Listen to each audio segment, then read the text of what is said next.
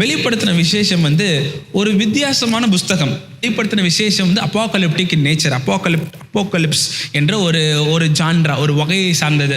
அதை வேறு விதமாய் எக்ஸ்பர்ட்ஸோட ஹெல்ப்போட படிக்கும் பொழுது நமக்கு சரியாக விளங்கிக் கொள்ள முடியும். வெளிப்படுத்தின விசேஷம் 5வது அதிகாரம் 5வது வசனம். அப்பொழுது மூப்பர்கள் ஒருவன் என்னை நோக்கி நீ அழ வேண்டாம் என்கிற காரியத்தை சொல்றாரு. இவன் கேட்கிறான், யூதா கோத்திரத்து சிங்கம் இங்க வந்திருக்கு அப்படின்னு கேட்கிறான். ஆனா இவன் பார்க்கும் பொழுது என்ன பார்க்கிறான்?